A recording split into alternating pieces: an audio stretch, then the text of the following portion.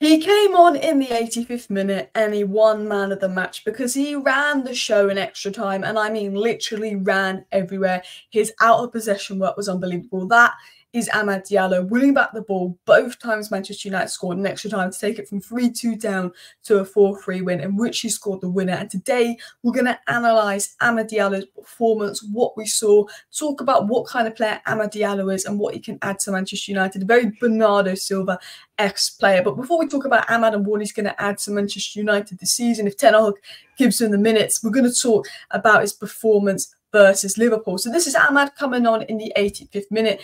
As Amad comes on, Anthony scores 2-2. We go into extra time, bosh. But Amad had a few little moments in those first 5 minutes that he came on where he was sort of just receiving the ball. And when he got the ball, he wasn't playing it backwards. He wasn't passing. He was looking to go on a little run with the ball, dribble the ball, often going into central zones whenever he got the ball and then doing a nice long pass out wide. As you can see, Amad dragged the ball all the way to the other side of the pitch, playing it forward, doing those diagonal runs, and then laid it on to Anthony. And then sometimes they switch plays to Garnacho in this position. Now, I'm not going to show you every single action Amad did this game, but I'm going to show you the main ones to give you an indication of what he did when he came on. Now, for me, the best thing he did was his off-the-ball work, his chasing down the ball, his wanting to win those second balls, the fight. Do you know what? It felt like Man United wanted it more versus Liverpool. If I was going to go into analysis, it just felt like Manchester United wanted it more versus Liverpool. And I don't think I've said that for a long time, where I felt like the Man United players have wanted this win more. But Amad was the showcase of that. It was chasing the ball, cornered, gone all the way over. It looked like it's going to go for a throw on. Amad sprints it down, lays it off to Anthony, winning the second balls, chasing the ball. And Amad winning the second balls and chasing the ball put Man United in a better position when they wanted to attack Liverpool, because Liverpool would then have less time to put men behind the ball because Amad was winning back the ball quickly and surprisingly. But what I liked about Amad was he brings that sense of control. When he has the ball, he does not give it away. Even if he's not doing anything special like Garnacho does, where he just takes on like 50 million players. Garnacho was insane. And I might have to do a video on Garnacho maybe in this. We've got an international break coming up, so I'm going to do an analysis video on Garnacho in general, not just the Liverpool match. So do subscribe for that. But Amad gets the ball here. You know, you could give the ball away. You could have a silly shot. You could have a silly cross. And he's like, now I'm going to switch the play. And then when Amad isn't on the ball, and considering his frame and stuff, he was chasing down Diaz, winning headers here to stop Liverpool counter-attacks. You know, I showed you bits of Amad on the ball, but I think Amad's off-the-ball work was what won it for Man United today. But he was chasing down Diaz here, winning the header. There was a really poor pass from Anthony, and Amad literally chased it down and just kept on, ran to get onto everything, ran to keep the ball. And whenever he got the ball, he carried it very well from deep areas. He got the ball from the halfway line a lot, and he's not as direct and fast as Garnacho and Rashford that could just sprint out wide, which is what Ten Hag wants in his wingers. But he got the ball, and he started to go into central areas because he did play as an attacking midfielder. Then he went more to the right-hand side. And he sort of was dribbling up the middle, and then he was just laying off that switcher play into Garnacho and sometimes into Anthony, putting the play out wide. But he was very good at getting the ball and actually just progressing up the central zones, which is something that Man United don't have, because we have Garnacho and Rashford that are very good at progressing us out wide, but we're not very good at progressing the ball via the middle, because one, we don't have our best players in build-up, and two, we don't have natural midfielders other than Kobbie Mainoo in possession. But three, you know, we don't have that ball progressor type in the middle. So Amad did bring that as well.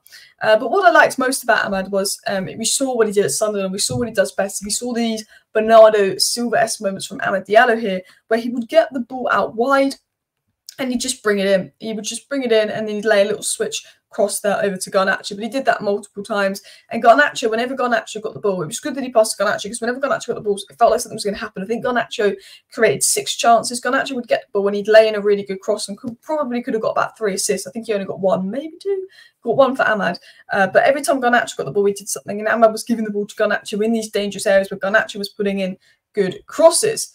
But again, as I said, and what I wanted to talk about when it came to Amad Diallo was his work rate. I mean, Darwin Núñez is here. Darwin Núñez has just received the ball. You can't really see the ball on the screen, but Darwin Núñez has just received the ball. Amad is there. You think, nah, Liverpool have got 3v2 here.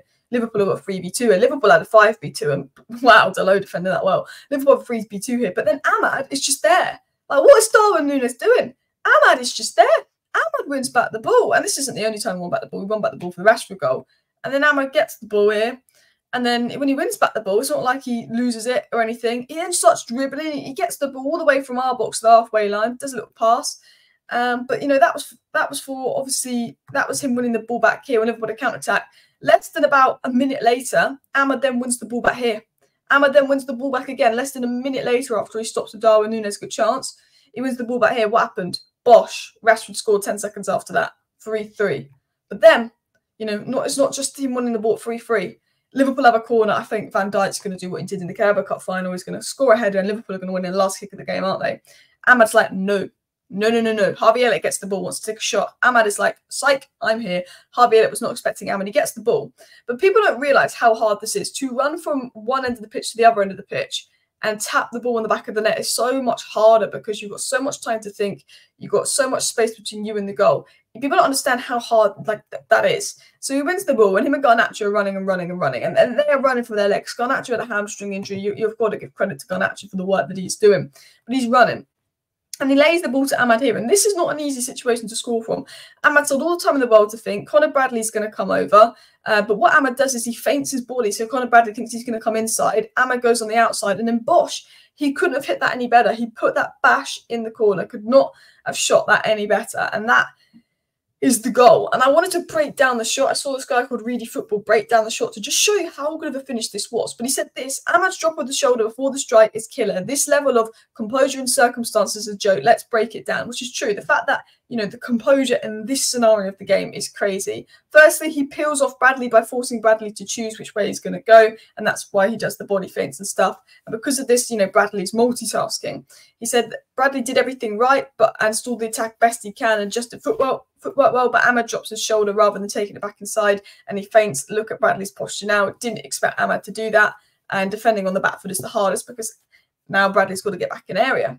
Ahmad retains the separation space by letting the ball run across his body, touching it outwards. This is important in a game of cat and mouse where Bradley is the cat, he said. Bradley has regained his footing at the cost of time and space, but the shot now for Ahmad is inevitable. He's created himself the space and time to get a shot off. If we studied this 2-second sequence as a domino effect, you'd say Ahmad has done everything to serve two purposes. He keeps control of the ball, separation, which is him, you know, creating the separation between him and Bradley, creating that space. He wrong-footed the defender, and now he's taking charge. And look at the finish. Look at the finish. That is a proper finish. You know, that is a brilliant finish. You know, Bradley's out of it now. Keller has got to go right to the corner. He's picked the corner perfectly. The composure in that moment of the game to strike it was fantastic. And as Alex said here, again, he comes from the far corner after making Kelleher second guessing the entire time. Kelleher thought he was going to the near corner. These small, minute details are evidence of a top-class forward and finisher. The best players can go from 100 miles an hour to complete poise practically instantly, and they tap it in. And Ahmad did that from 100 miles an hour to this level of composure. That was absolutely quality from Amad Diallo. So do hit the like button for Amad Diallo. And I think Charlie summed up Amad Diallo as a type of player perfectly. Amad Diallo is one of the Bernardo Silva mould. Can play right wing well, but feels he's most effective as an interior right-sided 8/10. Keeps the ball really close to his feet and only releases when the pass is right. Takes a well-calculated risks, intricacy around the final third. Top player. Bernardo Silva is very good in the right half space. Not as fast as Garnacho and Rashford, not transition type, which I think is why Ten Hag's been reluctant to give him minutes. But for me, there's no way Ten Hag can be given Forson minutes over Ahmad. Because if Forson was fit, I mean, this is not me having a go at Ten Hag. I like Ten Hag. But if Forson's fit, Forson comes on today and not Ahmad, and we might not win that game. And hopefully this is the start of Ahmad really getting an opportunity under Ten Hag, because he was brilliant. I mean, look at this. 10 out of 10 passes complete, 3 out of 4 tackles won, 100% pass accuracy, 1 goal, bosh. And even Erik Ten Hag said this: I'm so happy for him. That is one of the players who's had huge setbacks this season. He doesn't always get the time he deserves from his training performances, but he's coming on, shows his contribution, scoring a goal. We know what he can do. Even Ten Hag sat there and went, you know what, Amad Diallo has been fantastic in training. Because we've seen clips of Amad Diallo. He's looked fantastic. Now, clips don't show the whole picture. But Amad Diallo has been fantastic in training. Amad Diallo was fantastic on Sunderland on loan. And I think his limited minutes have felt a bit unfair on Ten Hag. But I do think, you know, Forson playing over him was quite surprising. Anthony had a very good performance. We've got to give Anthony praise and credit where due, whether he was right wing, whether he was left back. Anthony put in a good performance. But I always felt that Amad had been a little bit hard done by getting those police minutes. But hopefully, obviously, he's got the silly red card now, so he's going to miss the next game. But hopefully this is Ten Hag saying, you know what, I'm going to be more keen to put Amad on because he's got a goal in him. I hope that's what Ten Hag does, because we've seen Forson come on a little bit, but we've barely seen Amad involved. And I don't know if Amad will be here next season because he's not as direct as Ten Hag wants his wingers. But I think when you think about, we're so reliant on Bruno in the attacking midfield role, we could potentially have Amad as, not that Bruno's going to stay fit, and not that I would say drop Bruno for Amad. Bruno's a fantastic player, but Amad's someone that can potentially supply that Bruno Fernandes role if we need to just drop Bruno Fernandes for a game or rest him for a game or if he picks up a slight knock. Because Bruno Fernandes has been playing injured for months. Bruno Fernandes was playing as an injured centre-back for 30 minutes. And I generally think that Amad Diallo is a special player. He's technically good. He was class at Sunderland. He's Bernardo Silva. Yes, he's not 100% suited to Ten Hag's system. But there's a top player in Amad Diallo, and I hope he gets more minutes and a chance to prove himself. I really rate the guy. Him, Maino, Garnacho, Højlund, the youngsters we have, I really rate. Yeah, and I'm super happy with the win. Let me know your thoughts. Thank you for watching. Bye.